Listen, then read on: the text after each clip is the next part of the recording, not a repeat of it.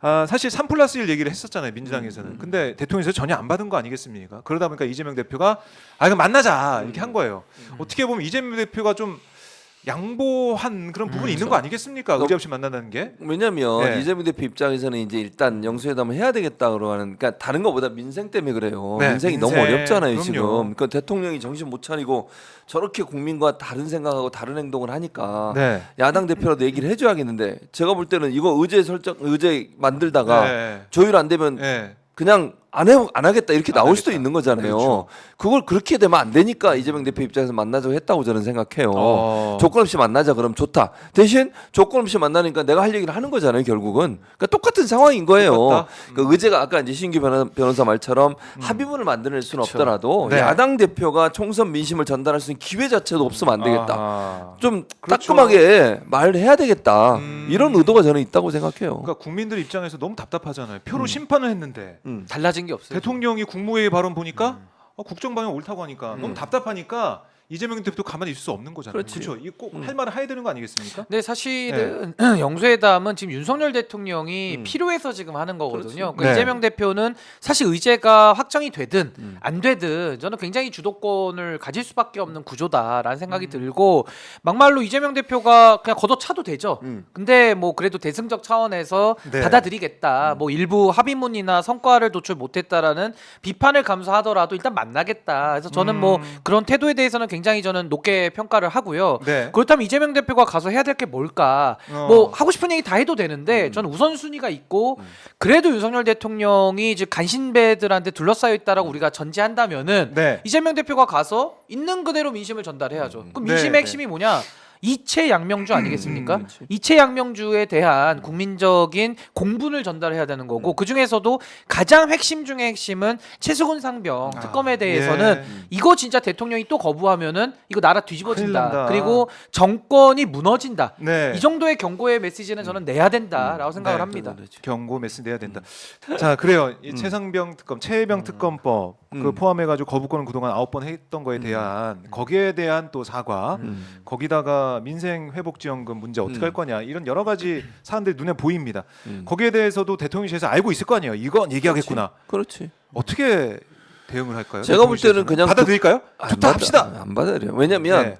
최상병 특검은요. 지금 네. 최근에 나온 여러 가지 정황들을 보면 대통령실이 깊숙이 개입했을 의혹과 가능성이 높아지고 있잖아요. 지금 보도가서 나오고 있어요. 지금 확정적으로 얘기할 수는 없지만 네. 이시원 공직기관 비서관이 왜 전화를 합니까? 왜 통화를 합니까? 아니 그분이 무슨 뭐 그 안보실에 있는 분도 아니고 네. 관계도 없잖아요. 이 일과 관계도 없는 사람이 통화를 했다는 게 증명이 됐고 네. 이런 상황이라고 하면 조금씩 점점점 대통령실에 가까이 가고 있어요. 수사가. 네. 이런 상황에서 이걸 받았을 경우에 대통령도 직접적인 어떤 대상이 될 수 있다는 위험성 때문에 안 받을 가능성이 높다고 봐요. 그런데요, 만약 안 받으면 어떻게 되겠습니까? 저는요, 후폭풍을 만만치 않을 겁니다. 국민들이 가만히 있을 것 같으세요?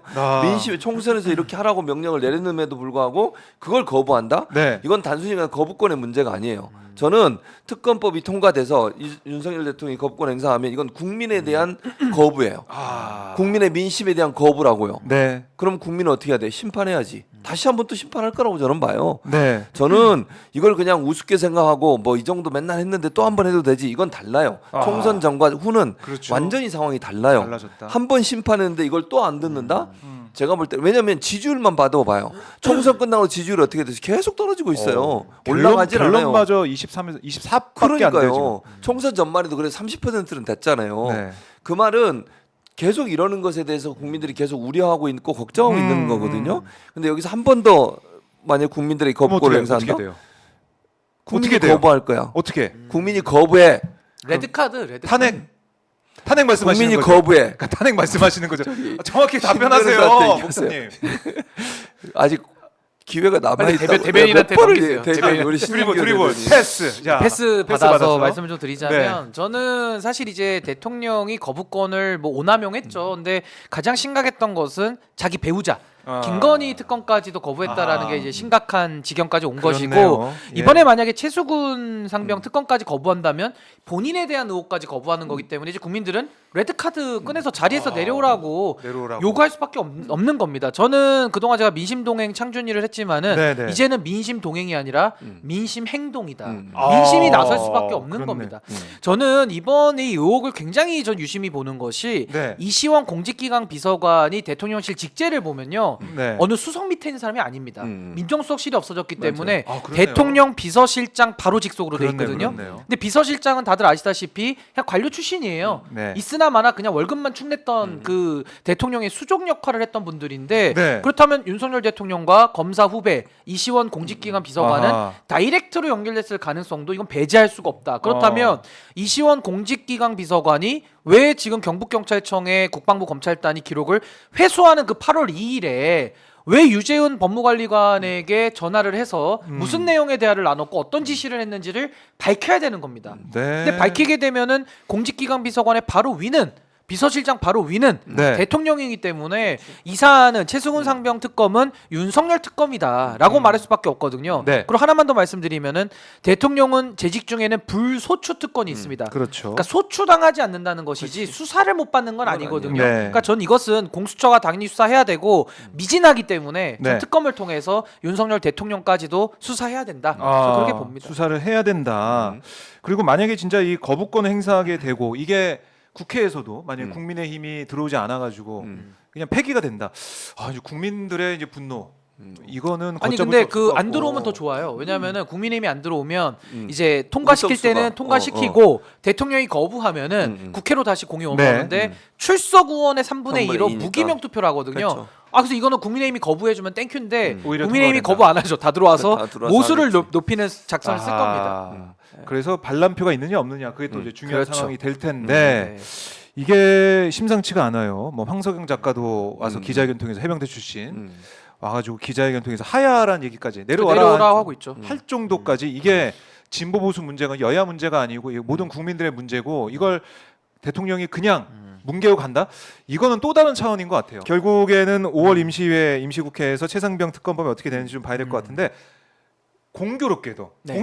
공수처장이 지명이 됐어요. 저거 뭐 이거 뭐 너무 속으로만 웃었는데 어떻게 보셨습니까? 이거 아니 뭐 사실 공석이니까 지명해야 되는데 하필이면 이때 지명이 그러니까. 됐어요. 안 하고 그동안 있다가. 뭐 하다가 그러니까 안 하고 있다가 네. 이제 지명을 했잖아요. 그러니까 발뒤에 불이 떨어지니까 뭔가 조치를 취해야 되겠구나 이런 생각이 드는데 수사 열심히 할 거다 이런 취지로 그렇기도 하고 우리 아니면 뭐 하고 있다. 아니 제가 볼 때는요 지금 현재 공처에 있는 그 검사들이라고 그래야겠죠. 그분들이 원래 변호사 하나 들어온 분들이 많은데 네. 이분들이 지금 너무 열심히 하잖아요. 그렇죠. 유재은 법무관리관 불러가지고 네. 두 소환을 번째 계속하고 있어요. 소환을 하고 있고 뭐 언론 보도에 따르면 끝까지 소환할 거다라고 얘기하잖아요. 관련된 네, 모든 네. 사람들을.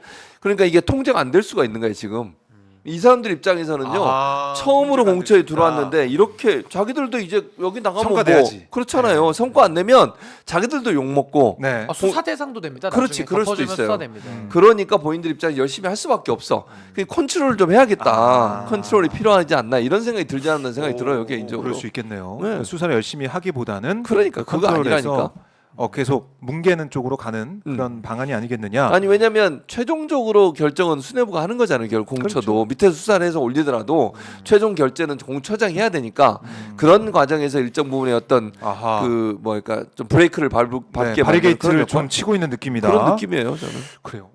이게 분석에 동의하십니까? 아니 근데 저는 그 네. 특검이라는 존재 자체를 가지고 지금 뭐 국민의힘에서는 논리를 어떻게 만드냐면 이제 공수처장 임명했고 네. 소환하고 있으니까 특검이 필요 없다 이렇게 얘기를 하거든요. 근데 저는 반대로 말씀드리고 싶은 게 특검이 도입될 가능성이 있으니까, 그러니까 총선에서 민주당이 이기니까 네. 그나마 공수처장 임명하고 지금 움직이고 있는 거거든요. 그러니까 말 그대로 역설적으로도 지금 공수처가 움직인다는 것은 특검을 반드시 해야 그나마 공수처가 움직인다. 그러니까 경쟁이 가능하다는 그렇지. 걸로 저는 읽혀지고요. 네. 이게 공수처 수사와 특검이 배치되지 않습니다. 공수처는요 특검이 도입되기 전까지 수사해 놓으면 그분들이 또 특검에 파견받아서 올 수 있거든요. 네. 와가지고 그 자료 가지고 특검에서 더 규모를 크게 확대를 해서 원 포인트로 수사를 하는 거기 때문에 네. 저는 특검을 통한 진실 규명 이게 훨씬 더 필요성이 저는 드러나는 것이다. 아 오히려. 전 그렇게 봅니다. 그러니까 특검이 필요 없다. 그러면 공수처장 왜 지금 임명하고 왜 이거 작년부터 수사 안 했습니까?